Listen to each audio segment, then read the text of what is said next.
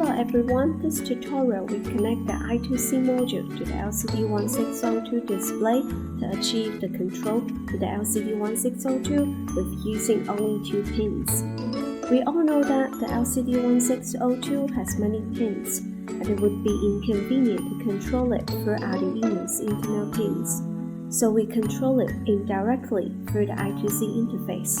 This is the wiring diagram. It can be seen that the only 2 ports, SCL and SDA of Arduino, are needed to connect. There are corresponding ports on the I2C module. Just connect them in the prescribed direction. This is the code. Because I2C is used, the wire library must be included. The liquid crystal I2C library only needs us to add the corresponding compressed package to it. Set the LCD parameters, its I2C subordinate address, width, and length. Define an array that represents what is displayed. Define the delay time. Initialize the LCD in setup, and then turn on the backlight. Set up the display mode in the loop function. First to clear the screen, and then set the cursor position, which corresponds to the position of the LCD screen. Set the for loop of 30 times, and set it to the loop of moving left, display content, and the delay. The next mode is to loop moving right.